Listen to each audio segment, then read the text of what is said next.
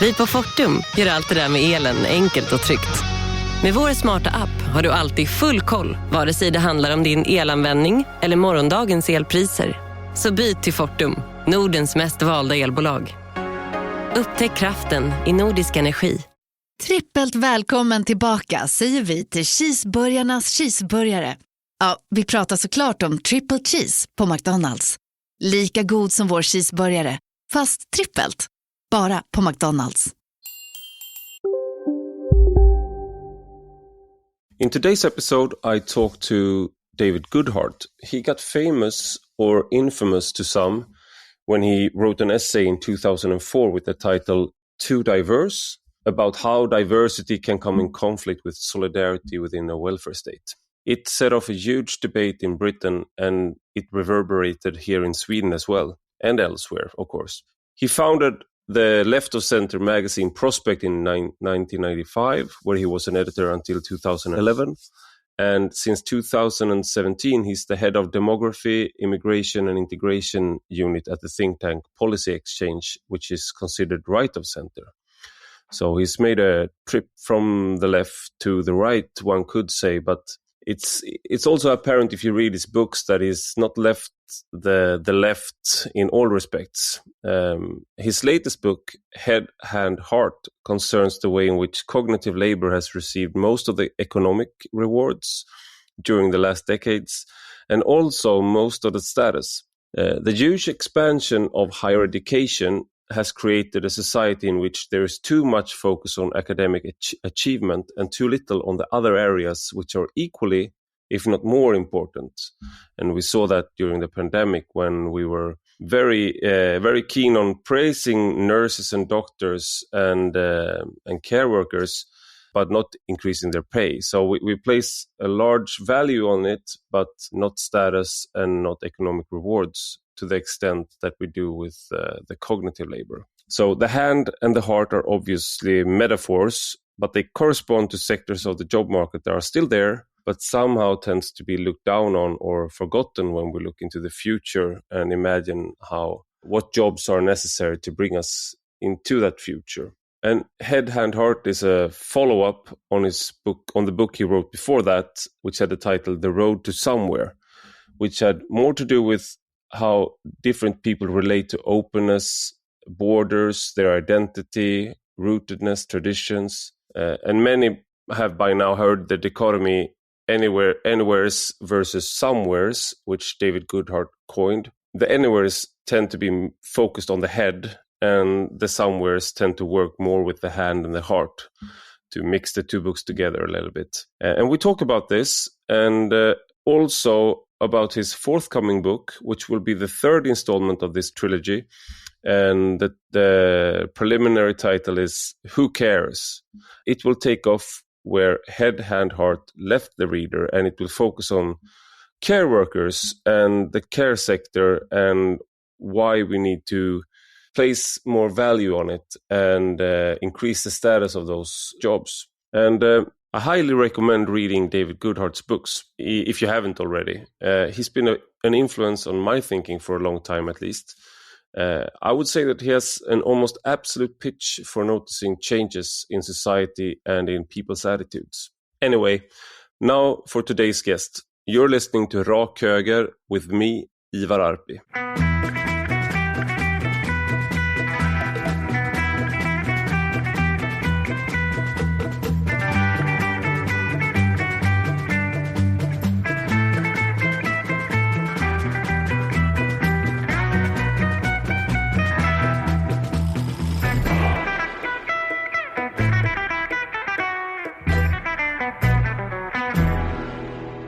Welcome, David Goodhart, to Rak Höger.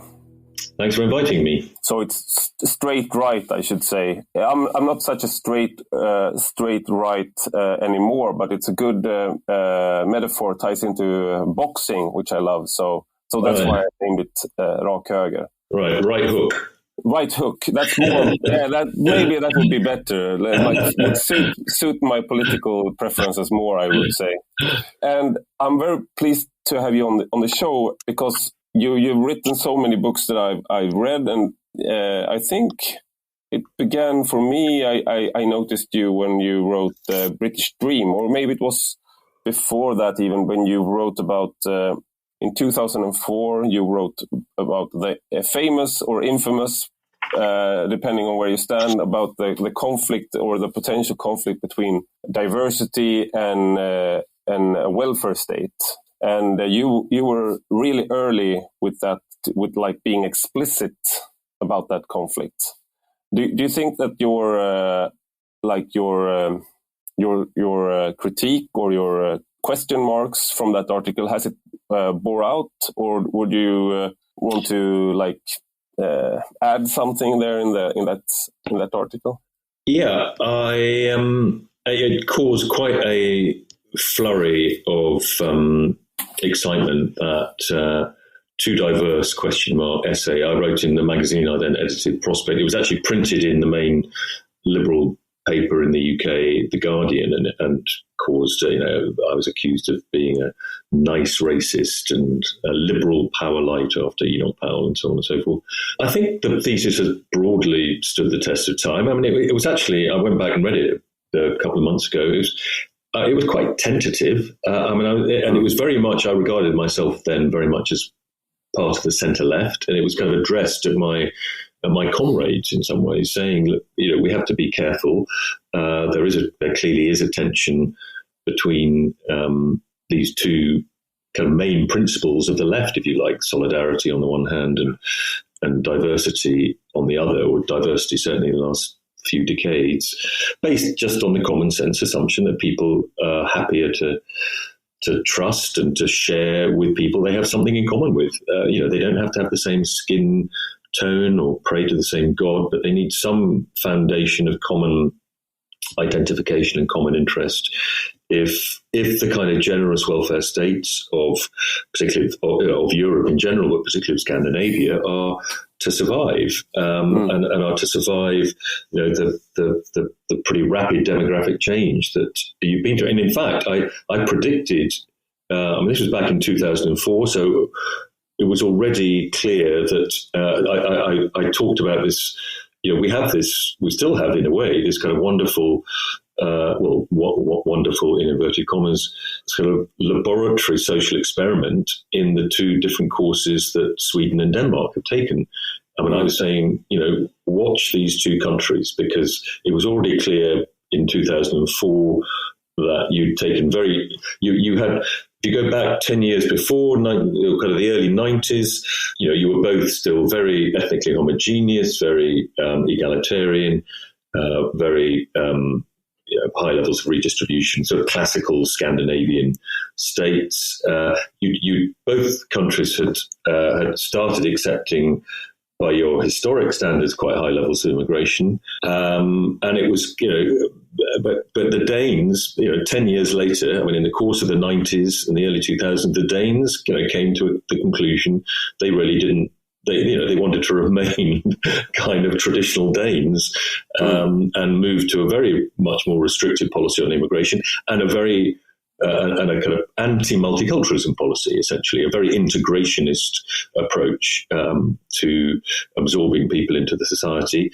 While Sweden took exactly the opposite course. You had a very, very much more open door to immigration and a very sort of separate but equal liberal multiculturalist ideology. And, whatever it is, 18 years on from that, I think it's fair to say, and this applies to everywhere too, that the welfare state has its own kind of enlightened self-interest, its own dynamic, its own vested interests. So we're not seeing any sort of correlation, if you like, between or no immediate correlation between high levels of immigration and declining levels of support for the welfare state. But there is some evidence. Indeed, somebody actually sent me a paper the other day. I don't know if you know a man called Joshua Gordon. I'm not quite sure what nationality. I think he may be Canadian. He's written an article called The Perils of Vanguardism, explaining radical cuts to unemployment insurance in Sweden. And the abstract reads, over the past 25 years, Sweden has gone from having one of the most generous unemployment benefit systems among the rich democracies to one of the least. Now, I know there are many reasons for this, to do with the the kind of Swedish variant of corporatism. But clearly, one of the reasons is the growing reluctance of, as it were, traditional blue-collar Swedes who used to vote for the Social Democrats, and now many of them vote for the Sweden Democrats, to support a very generous welfare policy that is going to people who they do not feel are behaving properly, are pulling their weight and joining in society. So yeah, I mean, I think the tension between solidarity and diversity is an ever present. You could say it even exists without high levels of immigration and high levels of ethnic diversity in a society. It's a sort of it's one of those things that kind of will always divide human beings in a way. Some people prefer security and sort of have a more communitarian feel about the world. Other people kind of want to prefer novelty and change, and indeed that does map on to my. I was gonna lead into, because I said that I read that I think I read that article back in the 2000s, because I was studying political science and like multiculturalism and globalization. Globalization was one of the main focuses of my studies. My immense studies on a bachelor and master's level. But then you wrote British Dream. But I think the book that really made, like, you hear people mentioning your terminology sometimes without even knowing that it's your terminology. And you wrote a book called The Road to Somewhere, where you basically said that, okay, we have the left wing, right wing divide, but there is also another divide. And you called, there was two tribes, you could say, and there were the anywheres who had very liberal attitudes most often, and often they were highly educated, wanted open borders, and could live anywhere, and identified more with people from the same tribe in other parts of the world than with the people that they might live next door to. And that was not something that they denied, but something they actually took pride in. And then you had the somewheres who were more rooted in place, and perhaps they had more often they had skills that were less readily transferable, such as farmers or factory workers, and they were also more threatened by jobs moving overseas. That was not an opportunity, but a net negative. And I hope I'm not doing injustice to your dichotomy here, but so that book, where you did that, I think that was a very useful terminology, and that was also something that led to a great discussion when that came out, and it still is something that is being widely discussed, I would say. How have you, like, did I do justice to your terminology, or do you want to?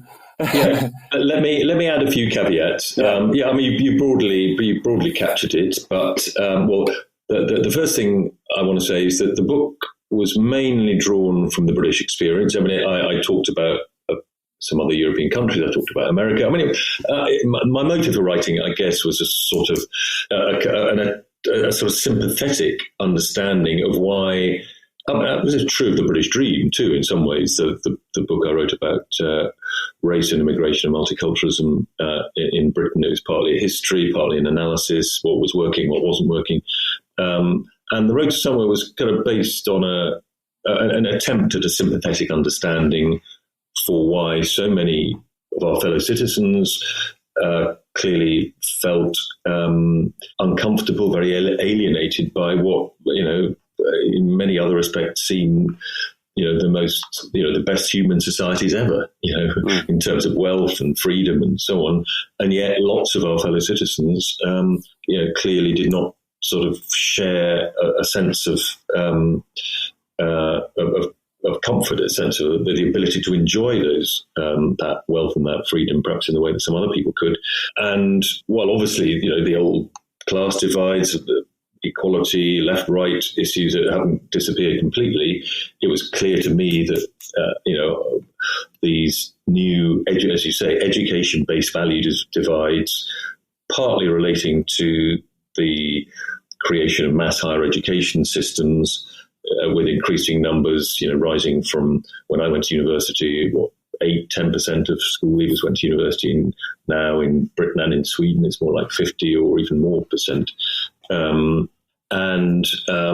This has created a kind of new set of value divides, which you might say have always been there to some extent, but have become far more visible and far more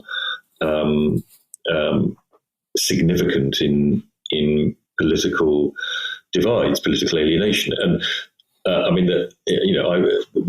actually started writing the book in 2016, just before the Brexit vote, and I finished writing it just after the vote for Trump. So I think one of the reasons the book did well was because I was one of the first books. It was published in March or April 2017. It was one of the first books to come along with a sort of general explanation through those two labels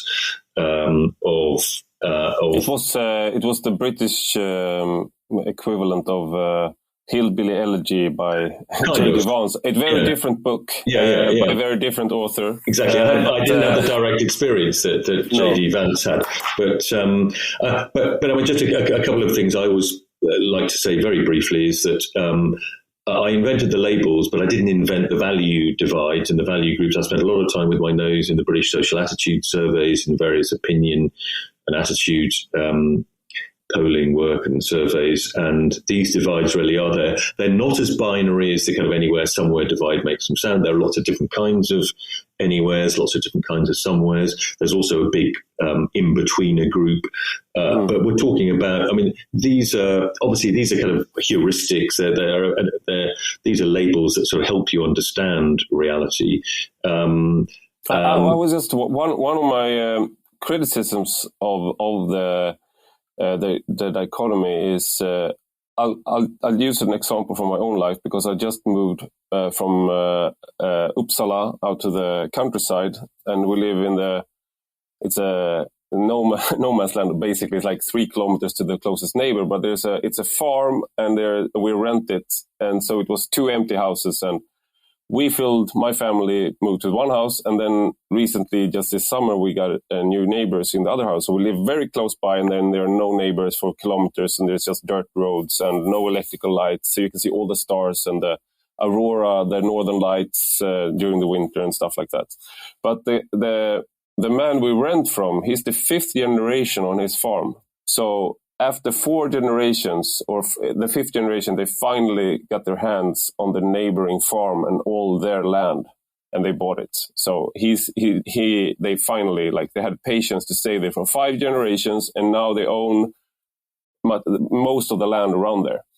And I mean, he went to university, and I don't think he listens to my podcast, so I think I'm safe here. But he's a nice enough guy. I like him.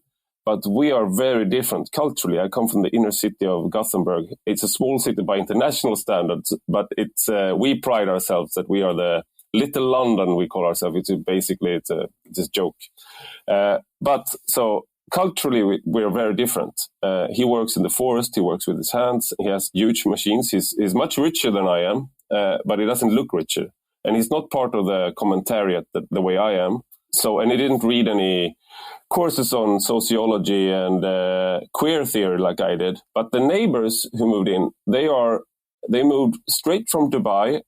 They lived there for 6 years. They're highly educated professionals, and they just got very well-paying jobs here in Sweden. And they decided, let's try out the Swedish experience. And we are very similar culturally, but the woman is from Singapore. The guy is from Britain, and they had people over, and there was a guy from South Africa and a woman from Lebanon, and we were sitting out sharing a beer and in the Swedish countryside, and it felt like we were part of the same culture, we were part of the same tribe. But yet, I would say that people would place me in the somewhere camps when it comes to my values. Like I'm most definitely in the somewhere camp in the political spectrum. Yeah, I mean, so how can I be explained from that? I was going to say, I think one of the reasons the book did quite well is it has a kind of parlor game aspect to it. Am I in anywhere? Am I somewhere? Am I in between? But the truth is, these are aggregates. And human lives are maybe too complicated to fit neatly into these categories. I mean, some do, but many of us are kind of odd mixtures. We may live a life that is very anywhere-ish, but have beliefs that are somewhere-ish. I mean, it's like with social class. I mean, lots of people, most of the leaders of left-wing movements have often been from middle or even upper class backgrounds. I mean, you don't have to believe in the beliefs of the kind of group that you belong to, whether it's a class group or a value group or whatever. Anyway, but I mean, the point is,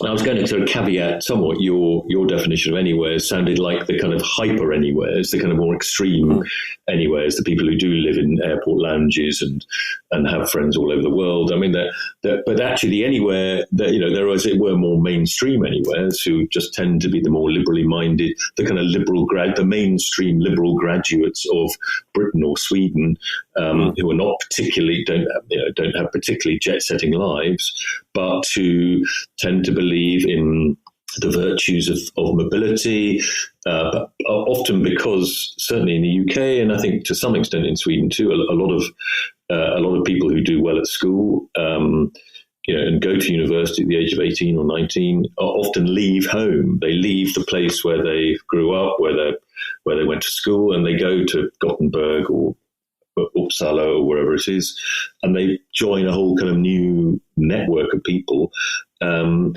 that network tends to have views that tend to be quite liberal. They're in favour, as I say, of mobility, partly because they've experienced it themselves. It seems mobility seems natural to them.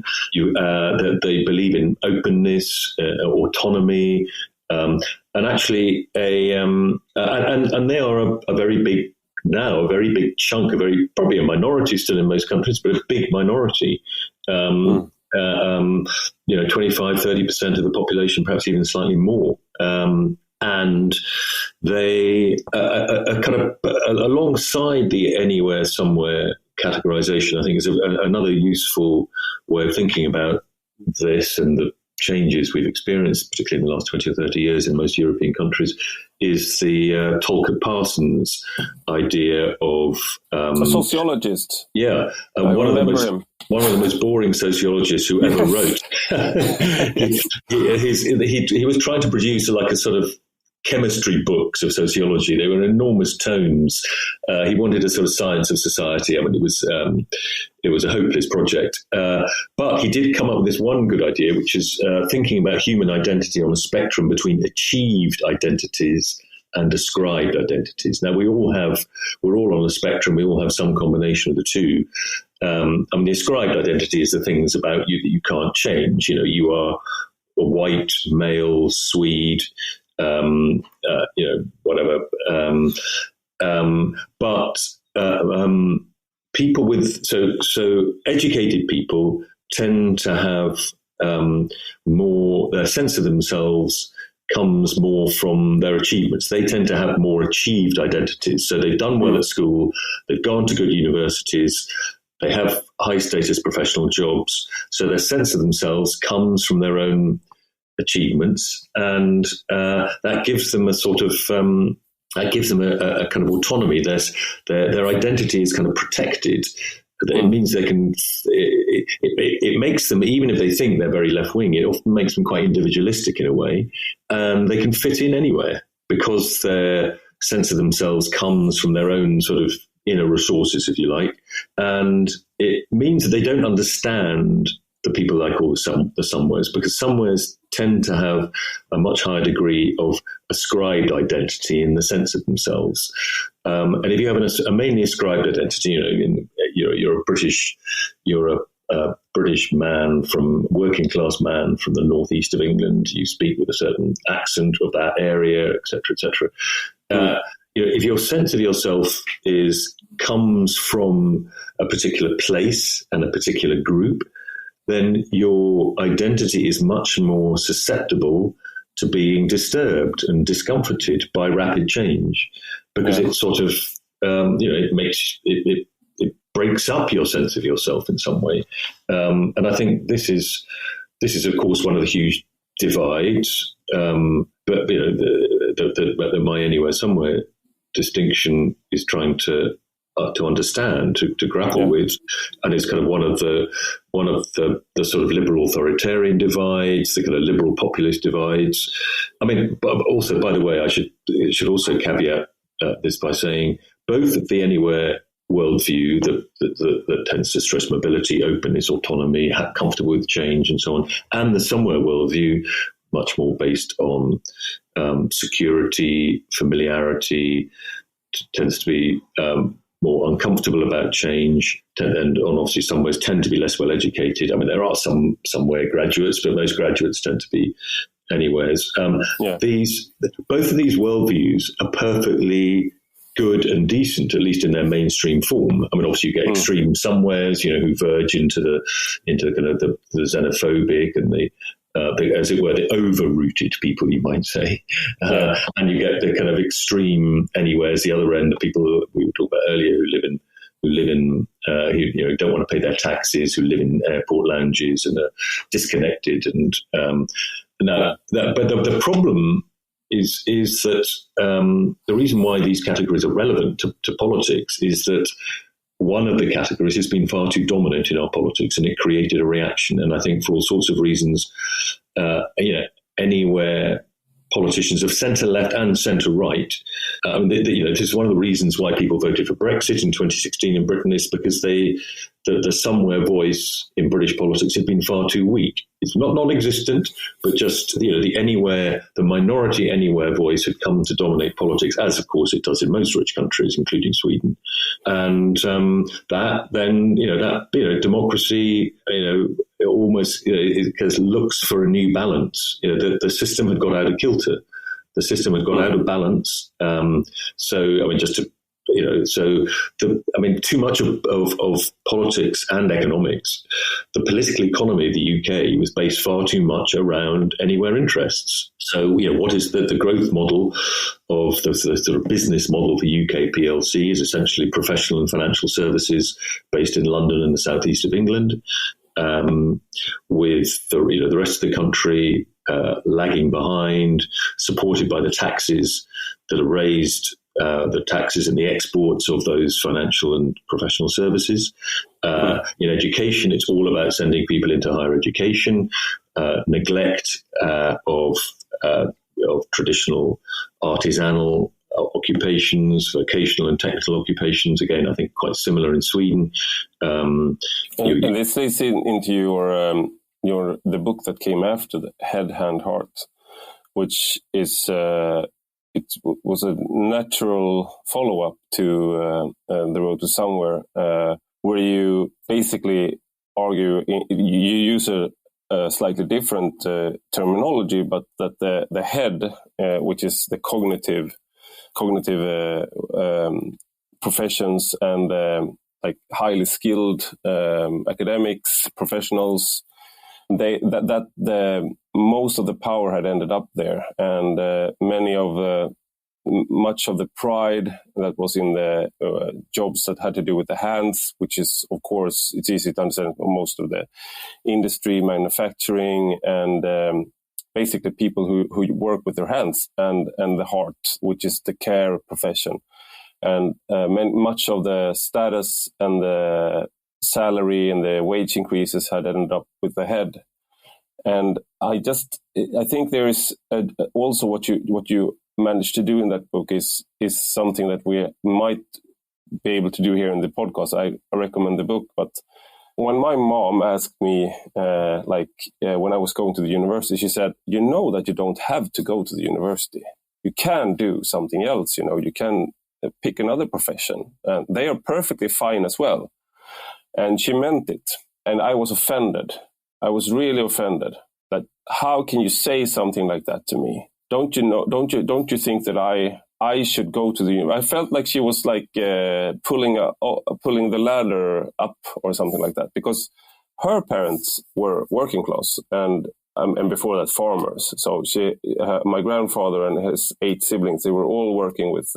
They were painters and stuff like that. And so I thought, but she went to university, and when she went to university, it was like 8% of the population. So she was one of the smart ones, so to speak. She was good in school, and when she went to university, it was she really. If you did that in the late 60s, early 70s, it was you made a class trip upward. She was upward mobile. What I thought she was telling me was that you are not upwardly mobile, you're downwardly mobile. But she wasn't telling me that at all. We talked about it later on. But my perception then as a young person was that the only way to have status is to go to university. And that was so...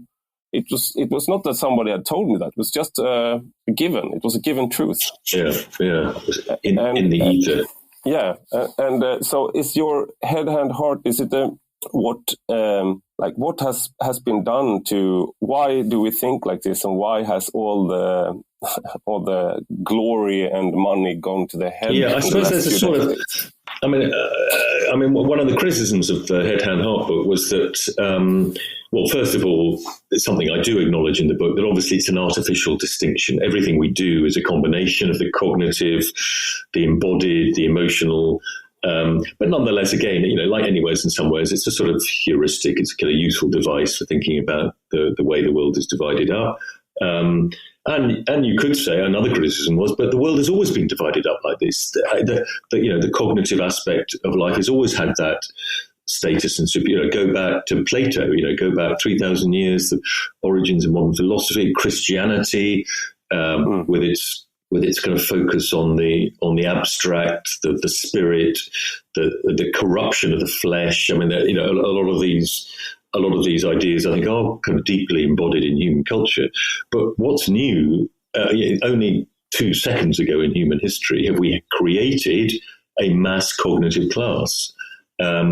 Literally in the last few decades, for the first time ever, we've had a very large proportion of young people going through long periods of academic study and entering into occupations which broadly require kind of analytical intelligence and so on. And it's that is new, and that perhaps a lot of the people doing these cognitive jobs now, a lot of the kids who go to university are no brighter. They don't have higher IQs than the people who don't go to university and aren't doing analytical jobs. I mean, there is a bell curve. There is an IQ bell curve. Your mother was no doubt quite a long way along the upper end of the bell curve. And there was a time when fewer people went to university, when you could guarantee that almost that the people from whatever social class background were going to be sort of top scholars, and there was social mobility, you might say, then was about sort of saving the bright ones, and lifting them up into the higher, the better paid, higher professions that tended to be historically dominated by people who were already from relatively affluent backgrounds, who could afford the education. After all, education, somebody pointed out the other day, actually, I'm just about a baby boomer. I mean, I was born in 1956, so I'm just about baby boom generation. The kind of European baby boomers' parents most of our parents didn't go to secondary. They didn't even really go to secondary school. I mean, perhaps people a bit older than me, whose parents would have been growing up in the 30s or 40s. I mean, people. I mean, there's been pretty universal primary education since the late 19th century in most European countries. Even secondary education. My grandmother, on my mother's mother, was the first one to go to secondary education in her family. Somebody not much older than me, their parents were quite likely not to have finished or had a proper secondary education in the sense that we would know it now. And their children are half of them, or even more than half of them, are going to be at university. So, we've been a very, very short, within the span of 3 generations, we've gone from very, very low levels of sort of cognitive qualifications were not a big deal at all. I mean, most people in Britain left school in the 1970s with no qualifications. As late as the mid-1990s, more than half of the highest social, the professional and managerial class in ours, so it was 7 or 8, the occupational, I don't mean the kind of class as in culture and accent and private schools and that, but the kind of more objective occupational categorization. The very highest class, about 5-10% of the population, half of them did not have degrees still as recently as 25 years ago, 30 years ago. So it's a very, very... If you say that now, you could sometimes you get the impression, because I've been arguing that most of what I read at university was bullshit, first and foremost, and then also that many of the other texts I read, I could have read on my free time, and I actually did. I because I took breaks and I kept reading the curriculum when I was working in the factories in Denmark for a while. For some reason, and I had like a book with me in my back pocket, and I read Samuel P. Huntington while I was working in the steel factory, and it was I read it as seriously as I would. I read more when I was not at university than I did when I was at the university.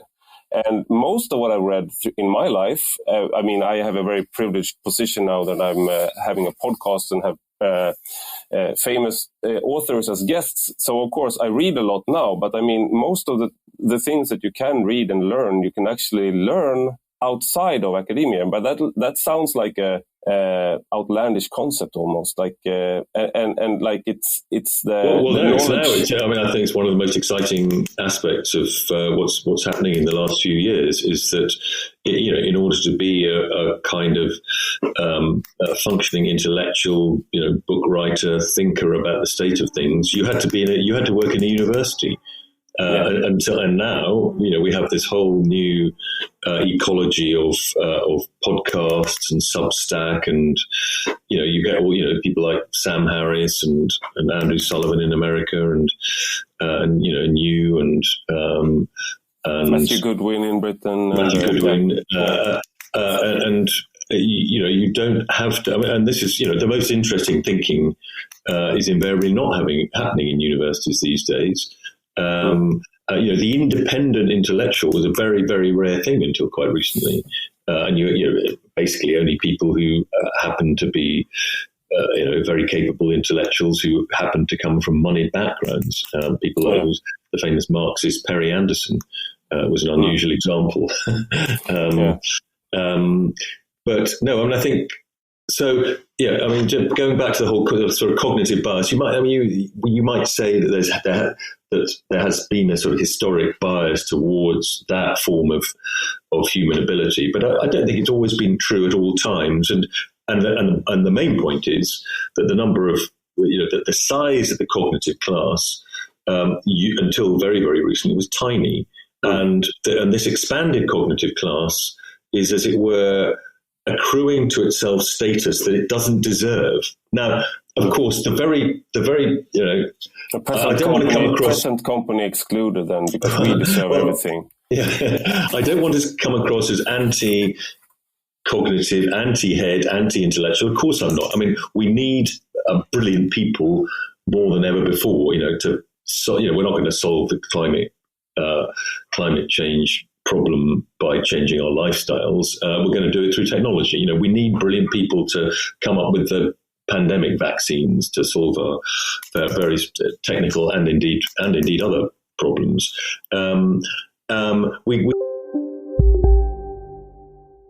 Det är festivalsäsong och det betyder massor av lera. Så Alex surfade in på Amazon för att hitta ett tält som rymmer upp till 5 torra vänner, en mysig campingsäng, skön, och leopardmönstrade gummistövlar. Miau. Nu får Alex hantera precis lagom mycket lera för att vara Alex, vilket är betydligt mindre lera än för den där leriga dansande mannen där borta. Men vänta, har han bara lera på sig? Japp, bara lera. Håll dig torr, får det att hända. Hitta det på amazon.se. Upptäck Ford e-Custom, elversionen av Europas mest sålda transportbil. Den har upp till 370 kilometers räckvidd, snabbladdning och finns nu med 4-hjulsdrift. Just nu till Ford Pro Edition-pris från 479 000 ex-moms. Läs mer på Ford.se eller besök din Ford-återförsäljare. Ready, set, Ford. Tänk om din plånbok kunde prata. Vad skulle den då säga om din relation till ekonomi? Alla relationer har ju sina ups and downs. Men att han har lån lite här och där, det tror jag skulle vara en ick för rätt många plånböcker och inte bara för mig. Ett första steg mot en bättre relation till sin plånbok kan vara att samla sina lån. Samla dina lån till ett på lendo.se. We need them more than ever before, but the vast majority of people, I say, who go to university, the vast majority of people who are in relatively prestigious cognitive jobs are adding nothing more useful to society than most people doing manual technical jobs or indeed care jobs. And I think that's what we've got to, as it were, peel away the really useful kind of the people that are really contributing to knowledge. The vast majority of people working in universities, working in professional jobs are not contributing to knowledge. And indeed, probably the most original aspect of my book was my warning about, or not my warning because I welcome it, that we've reached peak head. What I mean by that is that the so-called knowledge economy turns out not to actually need that many knowledge workers, and we're going to see this more and more because, as we know, artificial intelligence. I mean, automation has already hugely cut employment levels in traditional manual occupations, in manufacturing industry, and so on. We know that. But artificial intelligence is going to be like sort of factory automation for the professions. And it's already starting to happen in the mains, in accountancy, in law, parts of medicine. There are great AI. My big brother works with AI at Spotify.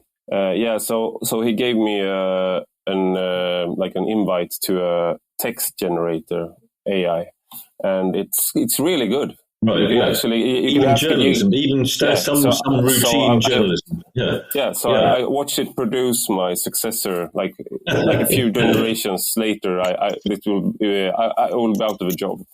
Yeah. So peak head means that, as I say, the knowledge economy doesn't need so many knowledge workers. We already see that. I mean, half of graduates in Britain are not in graduate employment 5 years after graduating, even 10 years, I think, in many cases.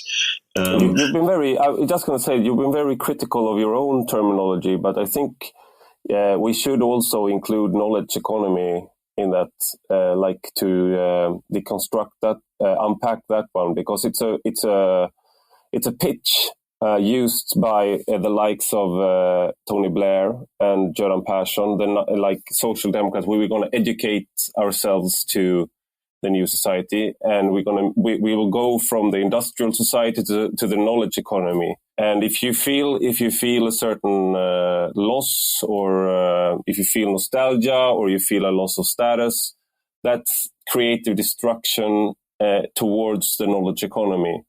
And what you're saying now is basically that it's not so much a knowledge economy, that it's not to the extent that it was sold to be.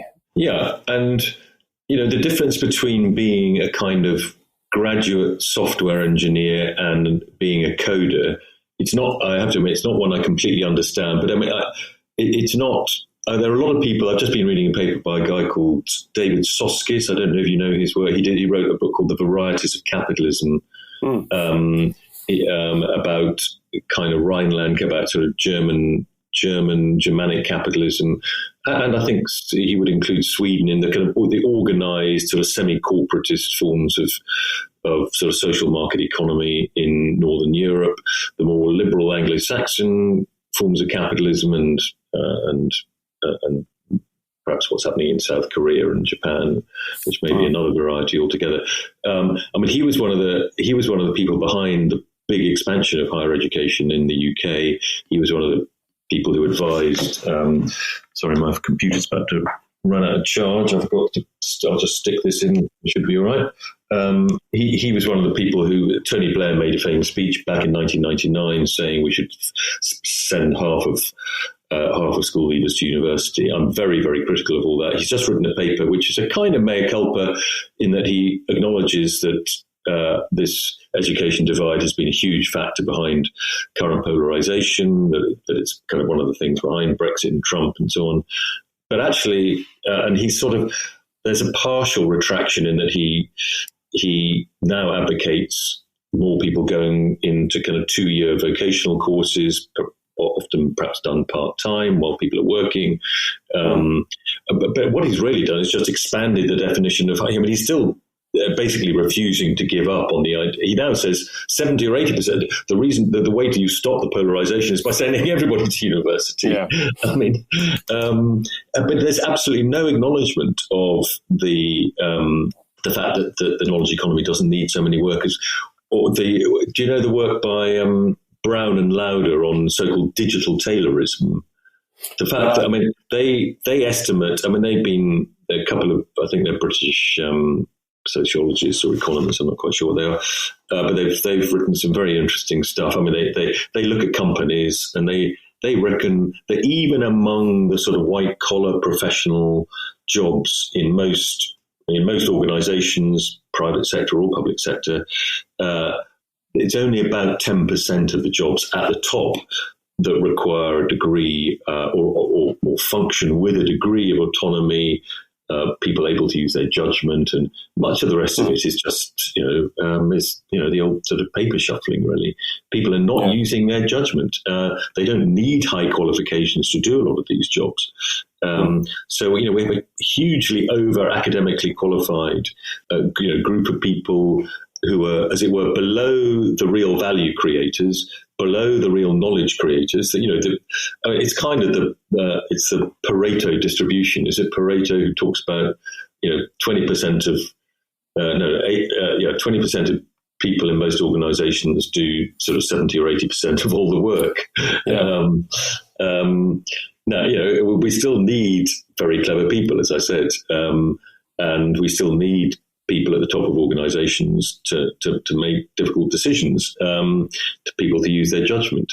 But this is not, it's not percolating down, quite the opposite. It's kind of percolating up. And that's not a good thing necessarily. We may want to try and sort of flatten hierarchies. We don't want kind of winner-takes-all economies. We don't want, few people at the very top of organisations deciding things without challenge, because you then end up often with very bad decisions being made. But there's also a factor here which you go into your book, and I read a book by Michael Lind recently, and I wrote about it in Svenska Dagbladet. I know Michael. Yeah, he's very, very good guy. Yeah, and one of the things that he says is also that you get the. And what you imply also is that if you say that you're going to educate the half of the population, the other half feels left out, and you also get the dramaturgy that the people who move from the small towns all over Sweden to the universities, they are the one who made it. And that's when my mother said that maybe you should not go to the university, I felt like she said that you're not going to make it. That was not what she was saying, but that was what I was hearing, because I was so part of that narrative.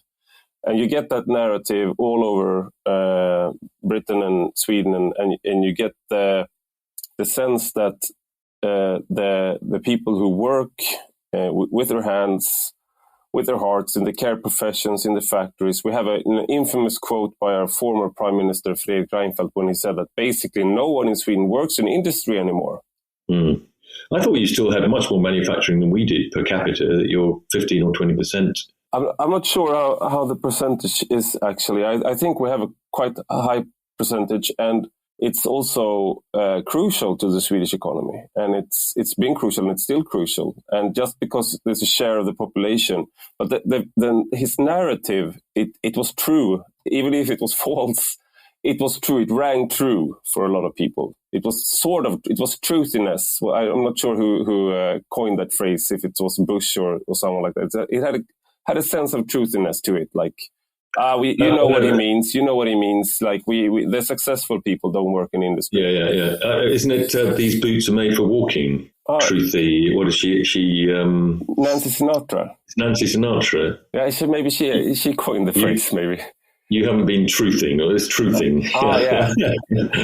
And that's the sense of like these people who are academic, have an academic degree now, but they maybe work in a digital tailor-right kind of work, which is kind of menial and monotonous in the same way, actually, that the factory job was, but they have still made it.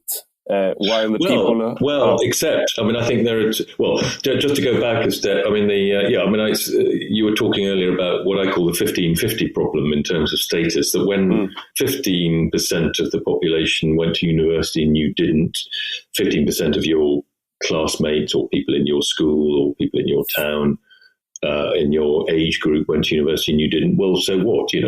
85% of people didn't. You all went to work in the local office or factory and life went on. When 50% go, this is the kind of, the lack of sort of basic human empathy of the kind of anywhere, Blair, Soskis, I have to say, assumption that there was just a thoughtlessness behind it. Obviously, the whole psychology of it changes. When 50% go and you don't go, you may, unless you're very resilient or unless you're very, perhaps you're going into your parents' company or something. There are, obviously lots of people, make a decent life for themselves in all sorts of different ways, but. But a lot of those people, if they're not part of the 50% going to university, will feel like second-class citizens. But the other problem is that, of course, now I touched on you've seen a dramatic fall in the graduate income premium. Obviously, completely, when 10 or 15% of the people go to university, they tend to occupy all the top jobs. They tend to be the better paid people. When 50% go, then a lot of them are in quite modest jobs. The graduate income premium falls. Many of them are not even in graduate jobs. So you've got two groups of disillusioned people. First of all, the 50% that aren't going at all, and then a very large chunk of the people who are going, who are not getting the high status, high reward jobs that they were promised. Yeah. So you've got the kind of alienated graduate intelligentsia, potentially quite a radical force in society because they are educated or kind of semi-educated, and they are, potentially quite destabilizing element. And I suspect quite a few of the the kind of Bernie Sanders phenomenon, or even the sort of Jeremy Corbyn phenomenon in the UK. I mean, I think a lot of the kind of rank and file of those people, they would often be people from probably, relatively humble backgrounds. Perhaps their parents hadn't gone. They were the first generation to go to university. They thought they'd done everything the system asked of them, and they were working in a, £22,000 a year back office job, and also they had probably been hired that job over somebody who didn't go to university at all. So they're also feeling pissed off that this probably overqualified person who won't do the job very well because it requires, meticulousness and attention to detail that they probably don't have because they feel they're too important for it. They're in a job they're overqualified for, so they do it in a sloppy way. Whereas the guy who didn't go to university, who had a clerical qualification, would have actually done it far better. So you're getting all these misalignments. And of course, the biggest misalignment is that we've massively overproduced people with generalist academic qualifications that the economy doesn't need. Indeed, they're a kind of drag on the economy. And you look at I think you're being mean to me right now. That's exactly. I'm the type of. I have the kind of education that's it should be like 500% less of. I think. And like we had such low levels of on our tests. It was like how do you say? It was very easy tests, and when you were talking about, we need the head, we need the vaccines and tech, but those educations in Sweden at least are not being filled. Like we have the engineering schools are like they are going out to schools and like pleading with the younger students in the high school, like to please apply. You will have there's a good job market and you will have actual skills, but they go instead and study economy or political science and sociology. And I mean, many of these subjects are perfectly fine. It's nothing against them, but we need fewer. We need people to kind of our civilization is built around some very complicated technology, everything from nuclear power stations to the computer that we are communicating on. And there's a lot of very complicated kit that needs maintaining. We need hundreds of thousands of people to maintain this complicated kit. You don't need to be creative necessarily. You just need to understand how the system works and how to mend it when it breaks. And we're just not producing those people. We haven't been in Britain for a couple of generations, and I suspect it's similar in Sweden. And of course, all of our societies have a recruitment crisis in the care economy, or particular corners of the care economy. Of course, everybody wants to be a surgeon or a consultant or even a GP. And of course, you've had a big shift of women into the higher paid medical professions, but the sort of Cinderella care jobs. This is what I'm writing about in my next book. Because you're just going to mention that you're finishing. If it's a trilogy, you could write more books, of course. But your new book is coming out with the title "Care and Character," which takes up where head, hand, heart ends off. Basically, that we have an aging populations, and so we are in a dire need of care workers. And yet, the same countries that are graying, we are undervaluing care work, and we're undervaluing it in the public economy, in the home, and something happened. I mean, during the pandemic, we applauded the care workers and the hospital workers, but this is what? Okay, I'm gonna ask the proper question first. Why did you decide that this was the book that you were gonna follow up Head, Hand, Heart with about? It was especially about care. Well, as you said, it's sort of third and probably final in a kind of trilogy, all of which I suppose is tied together by a kind of critique of contemporary liberal democracy or contemporary liberalism, the things that liberalism sort of doesn't quite understand or appreciate in what most people want. So, the kind of Anywhere Somewhere book was partly about the sort of too much enthusiasm about modernization and rapid change, and the kind of change that Anywheres are comfortable with and somewheres are uncomfortable with, and a failure to appreciate that on the part of the Anywheres who dominate our society. And then Head, Hand, Heart was kind of digging deeper into the cognitive class domination story and what's happening there. The fact that it may now be coming to an end. I mean, I think I didn't say, but I do sometimes say about Head, Hand, Heart, the title sounds a little bit almost new agey when I started writing it, although it was a kind of snappy title in some ways. I thought, it's a little bit sort of sentimental almost.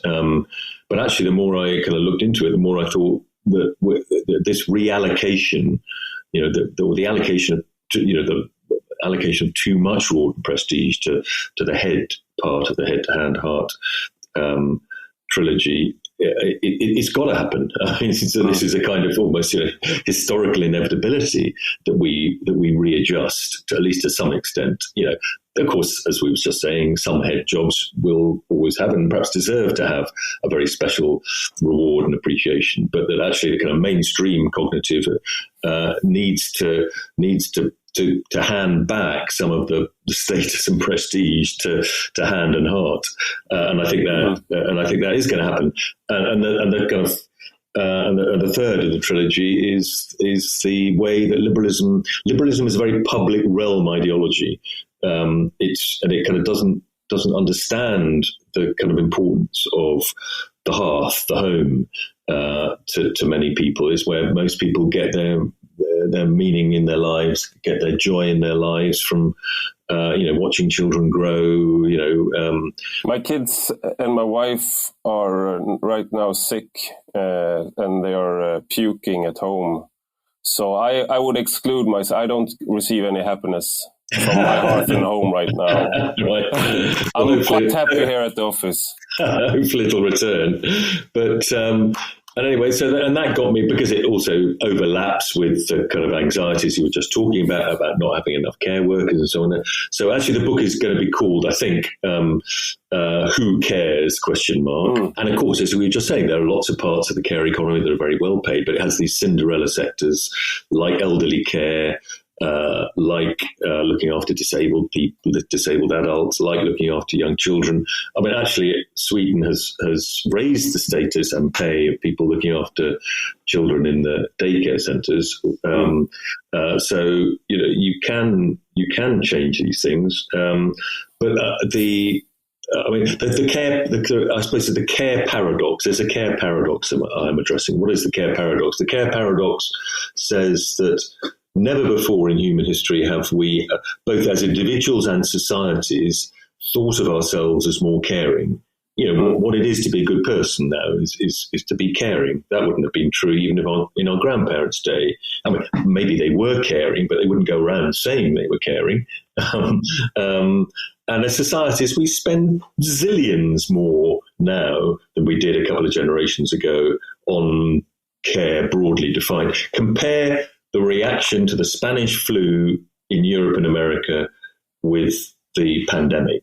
Spanish flu was 10 times deadlier, killed people of all ages, killed lots of kids and babies. And nobody, few says it, but you feel more sorry for kids who die than old people. Yeah, so Spanish flu was more traumatic in that way. Miles more deadly and traumatic, and killed millions and millions more people. Yeah. People barely batted an eyelid about it. Admittedly, we were just coming out of the First World War, at least the countries that had been involved in the First World War were just coming out of the First World War. It was a much more brutal time. Everybody was poorer. People were used to people dying the whole time. Nonetheless, it's sort of, it is an extraordinary measure of how much more we do care in some ways. Yeah. The fact we close down our societies and our economies for a relatively small number of people in their 80s. Yeah. And yet, despite the fact that we have this self-image as individuals and societies of caring so much, nobody or very, very few people seem to want to do the kind of hands-on, face-to-face care work in elderly care, and in the private realm, in other words, having babies. The fertility rate in all rich countries is way below 2. It's a bit higher in Sweden. It's down to 1.5 in the UK, and would be much lower if not for high levels of immigration. I think it's 1.8 in Sweden. That's partly because of your very generous parental leave allowances and your very well subsidised childcare. But still not. But it's still you're 1.7 or 1.8. You're still below replacement, and also, of course, you had high immigration too. And immigrant families often, at least initially, have more babies than the ethnic majority do. But how do you explain because I think that the reason we talk about care so much is that, one of the reasons is also that when you say that our grandparents or the old generations, they were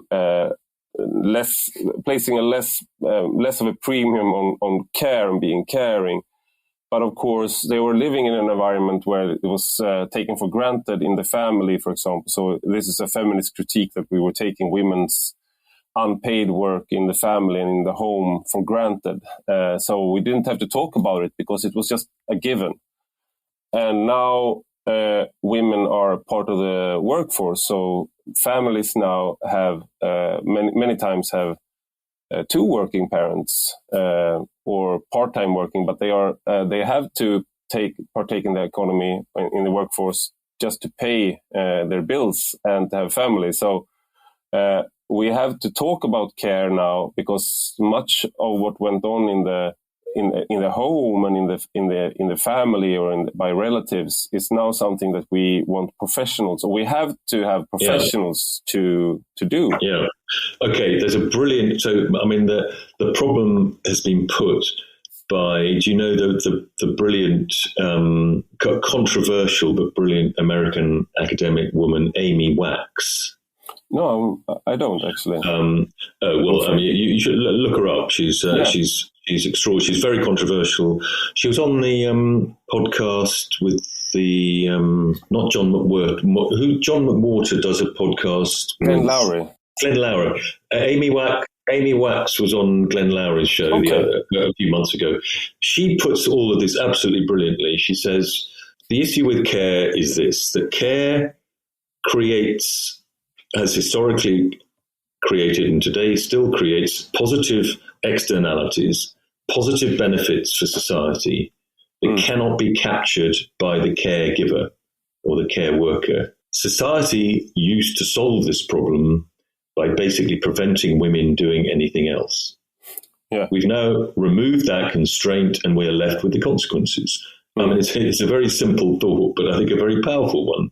Yeah. I think she kind of sums up the issue. And of course, this is where the book gets into slightly more controversial waters, but I think it's undoubtedly true that second wave feminism kind of defined itself partly against the traditional care role for women, against so-called female altruism. And maybe it was necessary. Maybe it was necessary to kind of right the balance, to give women those opportunities as women moved, fully into the labour market, into professional jobs and so on. But now that has been established for many decades, equality is deeply embedded in our societies, none less so than Sweden. We ought to be able to take a more pluralistic view of these issues and listen perhaps to the very large number of women who actually put family before work in the external economy, and indeed increasing number of men too. And you're getting a lot of women who would call themselves feminists. Some of them might add some sort of prefix to that, call themselves maternal feminists or post-liberal feminists, people like Mary Harrington or Louise Perry in Britain. But even more mainstream people like Anne-Marie Slaughter, who worked for Hillary Clinton. Do you know who I mean? She was yes, she wrote a book or an article in 2013. The why women still can't have it all. Exactly, yeah. Because she had a son. That's right. He went off the rails a bit. Yeah. So she had to move from, and quit working for a while to take care of him. She was working for Hillary Clinton, and she was a leading academic. I mean, she gave up a job in the State Department. I mean, she's still got a very actually, she now runs the New America Foundation. I think she runs a big think tank. I mean, she's still okay. She's still okay. She's still a big figure. Yeah. But one of her kids went off the rails, and she wanted to go back and sort of sort it out.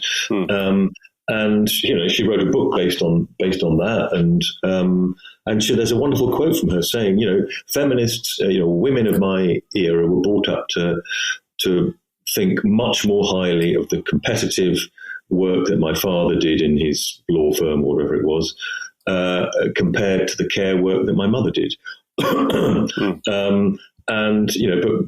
Now. We've been through that, and there are many women who might still prefer to prioritise the kind of work that her father was doing. But there are also many women who would prefer, and men who would prefer to who value more highly the care work that her mother was doing. And our public policy arrangements have made it very difficult in many Western liberal democracies, made it very difficult for people to stay at home and look after their own kids when children are preschool. Most people want to and have to combine. Most mothers as well as fathers have to combine work with raising children. But we, in many of our societies, and actually the UK is a particular offender in this respect. All of the focus is on the kind of professional woman concerns about childcare and being able to compete equally with those who don't have family responsibilities in the workplace, which is fair enough. But there's very, very little emphasis on how you make it easier. How do you? Instead of one simple policy solution to some of these issues, instead of paying nursery care institutions, you in order to give free care, in the UK you have 30 hours free care for children over 3, I think it is. But instead of giving the funding to the nurseries, give it to the families themselves, and then they can decide whether they want to keep the money themselves to make it more feasible to stay at home for a couple of years, or to share the care with a grandmother or a grandfather, helping to reinforce the extended family, or use the money for nursery care so you can go out and continue your career.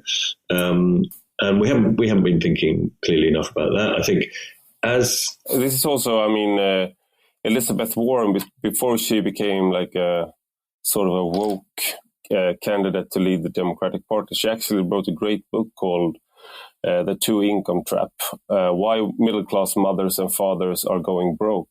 And basically they argued like the generation who were adults in the 50s and 60s got by on just one income, but the same to have the same kind of status and house and lifestyle a generation later, both mother and father needed to work. And that's one way to measure progress, I guess, but it's also a way to measure how the economy is doing and like how the middle class is doing. But I would say that this is maybe a measure of if you were, when you wrote if we like tying off the conversation a little bit, but you began in 2004, you were leading Prospect and you were editor there. And now I would say that if I would reiterate your argument as one of my own in the public sphere here in Sweden, it will be an instant backlash. Like, this is a conservative man wanting to keep women in their place in the home, and like a left-leaning liberal or social democrat would see it's a good in itself that you don't reward parents to stay in the home, because we need mothers and women to participate in the workforce. It's a good in itself to empower them and free them from the family and the home. Well, I think this is a classic case of putting economic growth before well-being. And doesn't that notion of putting economic growth before well-being run completely counter to the Greta Thunberg sort of environmentalist view of the world, which is also on the side of putting well-being before economic growth? I mean, I think there are ways in which you can make this argument. It's a common sense argument. Somewhere people understand it instinctively. As I say, anywheres tend to be public realm people. They tend to place less value on the private realm, the importance of the private realm. I think environmentalism, and also as we become more aware of the unattractive consequences of collapsing fertility, becoming these ancient sclerotic societies in which there's no innovation, there's no novelty. I mean, you can even appeal to a kind of anywhere instinct for change and novelty on behalf of pronatalism. I mean, that's my book is going to be overtly pronatalist. We need to have bigger families again. And I also think some of the neuroticism contemporary life, particularly young people. I mean, of course, social media is to blame and other things are to blame. I think small families have a lot to, most European families are one or two children at most these days.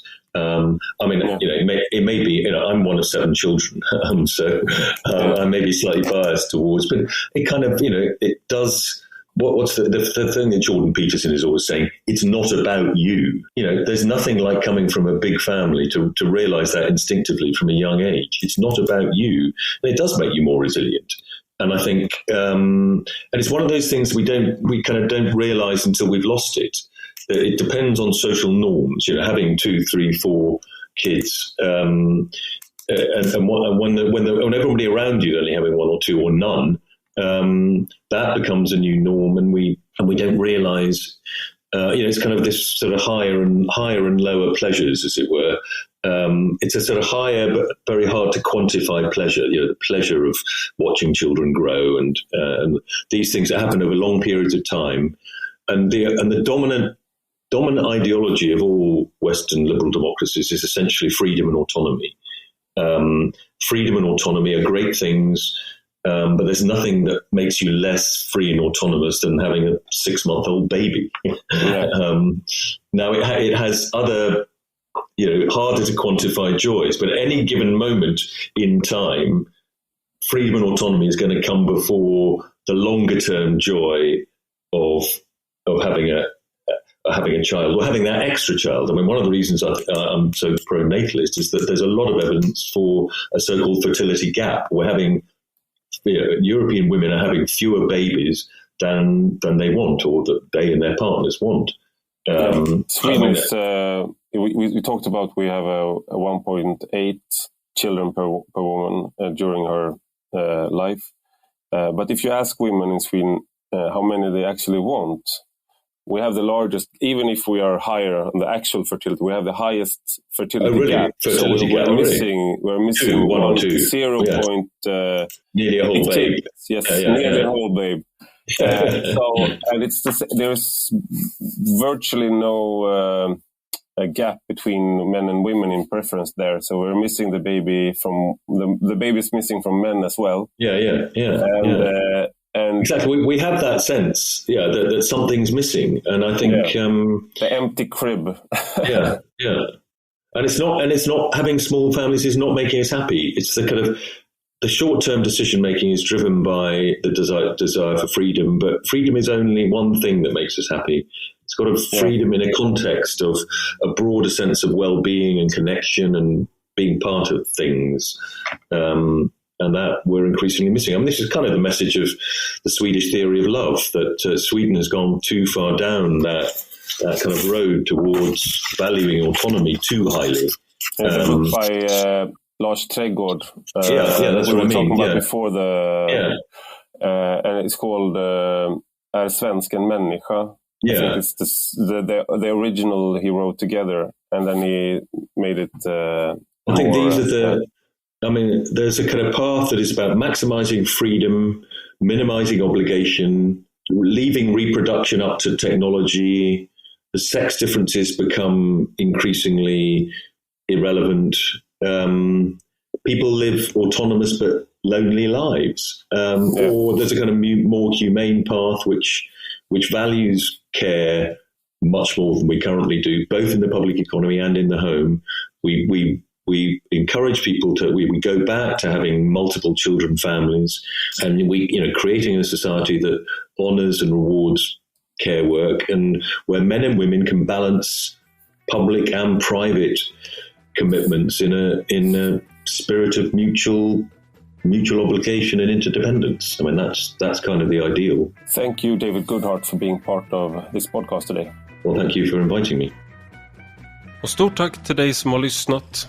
Gå gärna in och skriv en recension på Apple Podcasts eller i den app där du lyssnar på podden. Och detta är alltså en del av en större publikation på Substack med samma namn som podden. Och den som prenumererar där kan även ta del av de texter jag skriver. Gillar man det man läser och hör får man gärna bli betalande prenumerant för 5 euro i månaden eller 50 om året. Då får man ta del av lite exklusivt extra material också. Du hittar rubbet på ivararpi.se.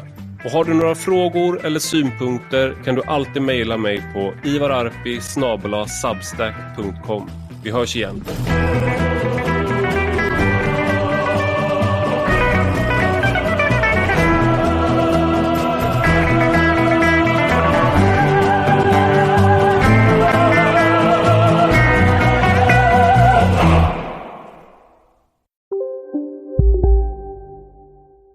När ett barn blir allvarligt sjukt behöver du hantera en ny vardag. Men det finns stöd att få. Ronald McDonald Hus ger familjer möjligheten att bo tillsammans medan barnet vårdas på sjukhus. Vill du ge fler familjer samma möjlighet? Swisha till 970 22.